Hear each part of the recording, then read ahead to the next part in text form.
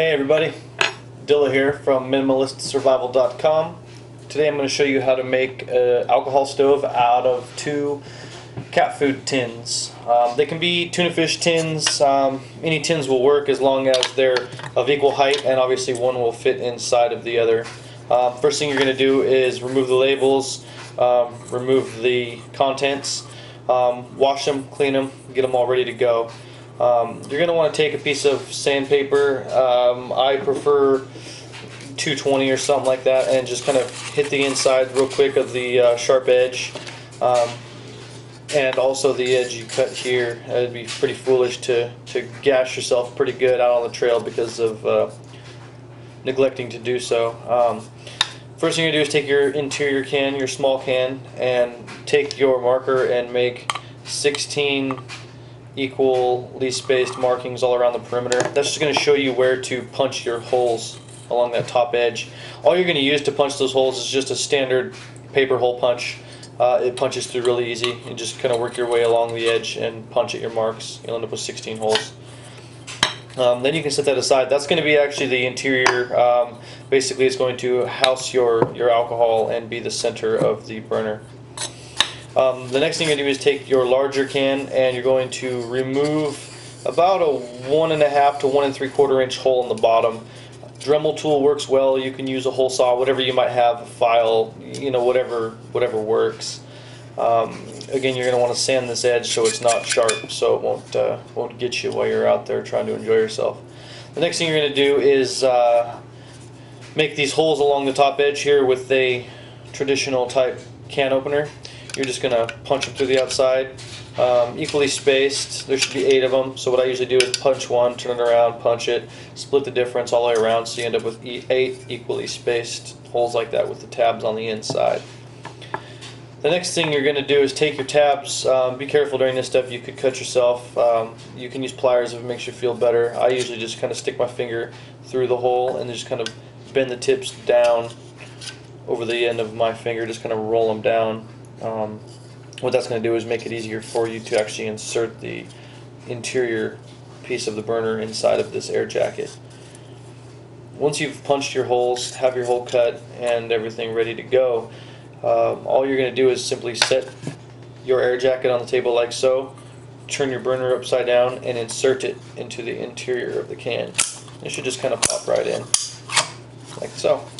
You'll see that, and that's going to be the guts of the stove. And the way that works is the air jacket actually allows air to come in here, and it actually, the heat being created vaporizes the alcohol and pulls air in through these little holes and actually makes pretty significant little jet there.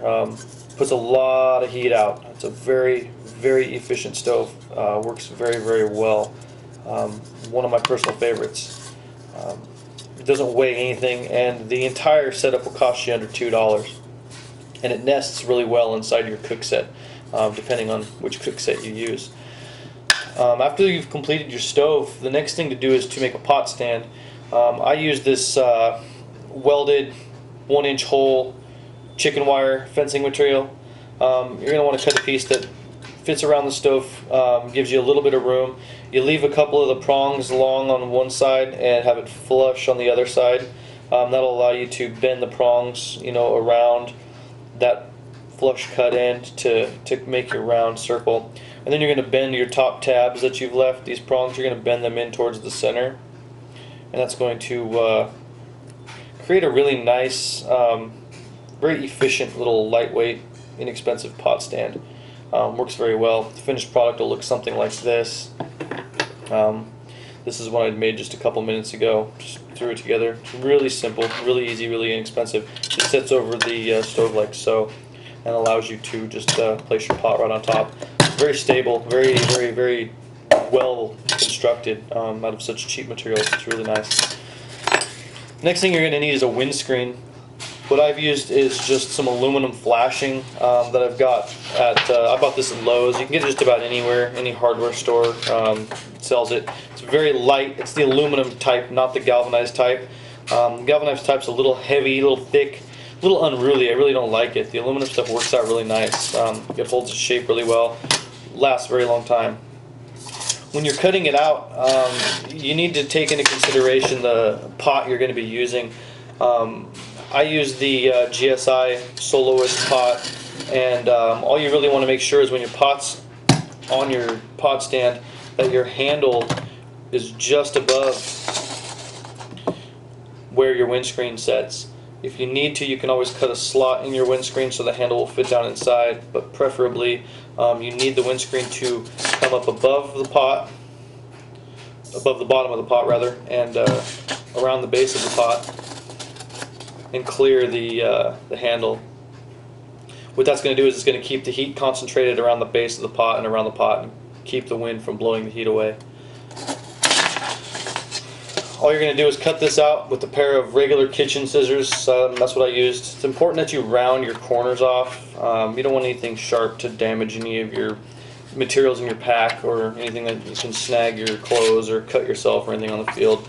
Again, I've just sanded everything just real quick with some really easy sandpaper. And all you're going to do to fix this around is just use a couple paper clips.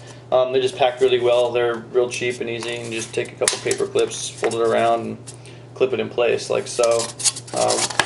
One on top and one on bottom. Works really well. Real easy to use. Again, then you'll just set that around your stove and set the pot inside. Works great. Again, hole punch around the bottom. Just your typical paper punch. Punch your holes around the bottom rim just to let some air in. Keep your stove burning hot. The next best thing is the way this all kind of nests together. I take my GSI with my bowl inside. I can set the stove and the pot stand right inside the bowl. And then what I'll do is I'll drop my paper clips inside the stove.